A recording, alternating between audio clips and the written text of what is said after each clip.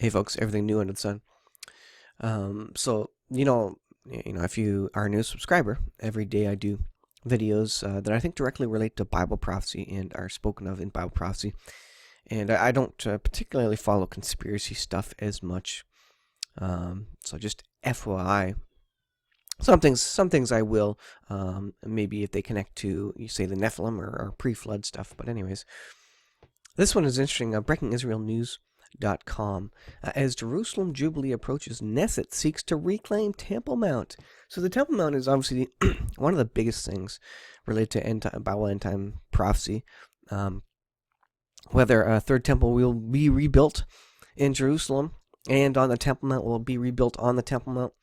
Well, the Knesset thinks that the Temple Mount is going to be reclaimed, and they're seeking that.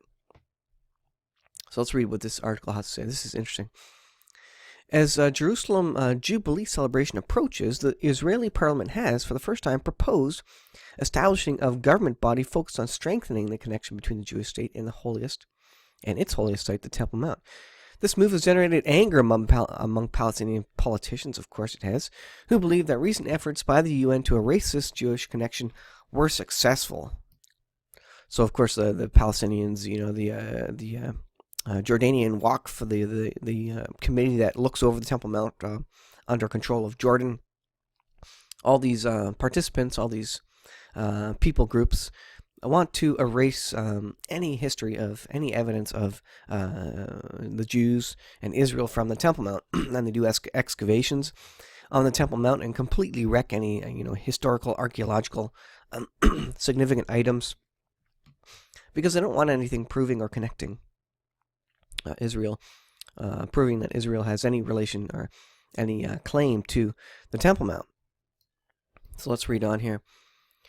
In a move that has attracted the ire of Palestinians, Cultural Minister Miri Regev and Jerusalem Minister Ziv Elkin proposed a new foundation to promote the Jewish connection to the Temple Mount.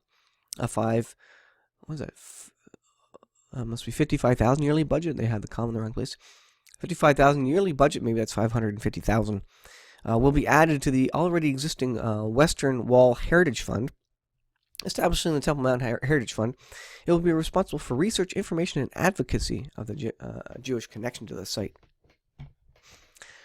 Why is this biblically significant? Because it looks like they are pushing to have greater control, greater say over the Temple Mount, which means if you're looking at the steps that would be required to rebuild the third temple, you'd need a larger claim by Israel on the Temple Mount. You'd need some sort of agreement in place to give Israel, the Jews, a section on the Temple Mount, maybe to even rebuild the temple. They're not going to destroy the Dome of the Rock. I cannot see that happening. But what I can see happening is a carrot on the stick sort of a thing, where for a peace deal, Israel can maybe get access or a section on the Temple Mount to rebuild their third temple alongside the Dome of the Rock, Islam's, fourth, fifth, sixth holiest site, whatever it ends up being for the Islamic folk, for the Islamic faith. So prophetically, obviously, the Revelation and Daniel, the book of Daniel, speaks of the third temple and the sacrifices that the Antichrist will stop in the last days.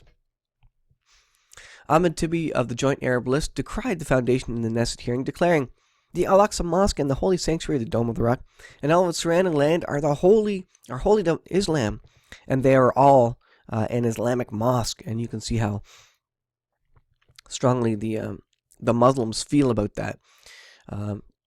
In fact, there's nothing Islamic about it. The Jews had been there from the beginning. From well before the Dome of the Rock was there, from well before Muhammad apparently ascended on a horse, to Allah, or whatever he did there. This is how it's always been. That's what they want you to believe. And that is how it will remain, despite the conquest and despite the new funding. I think when they took over Jerusalem, they should have completely conquered the Temple Mount in 67 and not given it back. What happened was, in 67, they conquered it. They took back Jerusalem. They took back the Temple Mount for a few hours, but then they immediately gave it back to the Islamic folk, the Muslims, because they didn't want to start, a holy war. I think they should have, because they could have started the war and ended it right there and completely conquered it and owned it. But of course, that wasn't on God's prophetic plan, which is interesting. So it leaves some mystery open as to when they're going to rebuild the third temple. If they owned it in 67, maybe they would have rebuilt the third temple right away. And, God wasn't ready for it. That wasn't the prophetic timeline at that point in time. And with the 70th anniversary of Israel coming up, I think is that 2017 or 2018? Maybe it's 2018.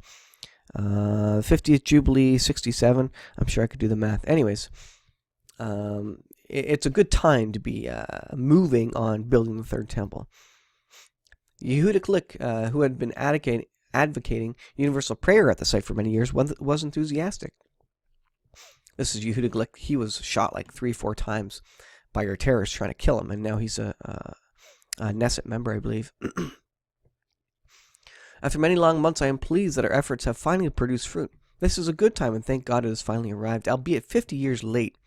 Actually, 2,000 years late is what the BreakingIsraelNews.com adds in there. The Israeli government has recognized that the Temple Mount is our national site. Absolutely it is. It was owned by the Jews well before Muslims.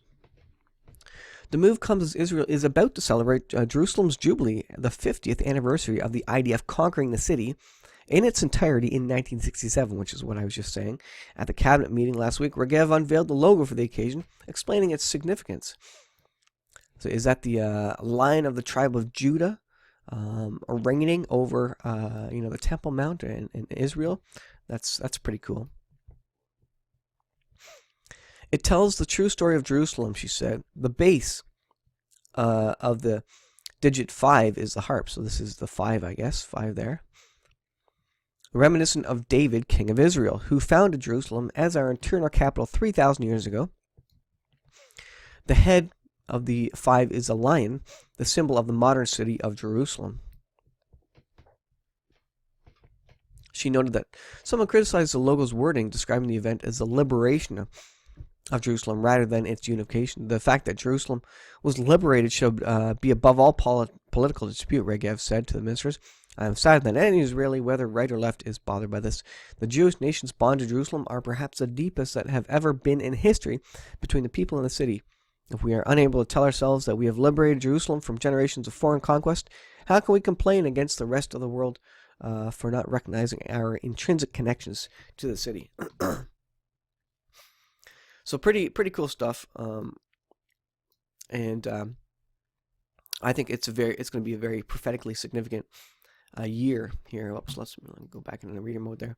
Going to be a very significant, prophetically significant year for Jerusalem, as the anniversary of the reclamation of Jerusalem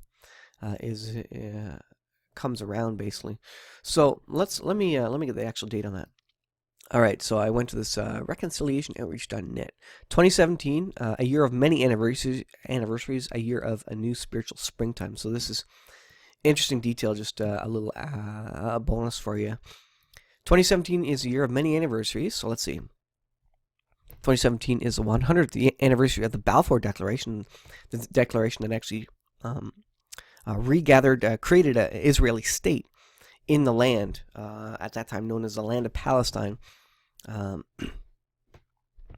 Balfour Declaration was later incorporated in, in 1917 by the British government in conjunction under the leadership of Foreign Minister Lord Arthur Balfour, called for the land of Israel to be a homeland for the Jewish people.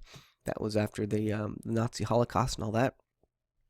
2017 is the 70th anniversary of the UN resolution which created the State of Israel. 2017 is the 50th anniversary of the restoration of Jerusalem to Jewish sovereignty in fulfillment of Jesus' prophecy in Luke 21. 2017 is the 500th anniversary of the beginning of the Reformation. It is the year 5777 in the Hebrew calendar and the year 2017 in the Western calendar.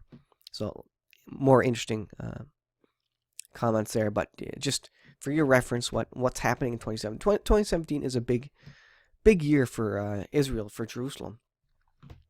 Is it going to lead to prophetic significance? I think so many things are culminating now. And so these next couple of months and maybe couple of years is going to be fascinating for Bible prophecy.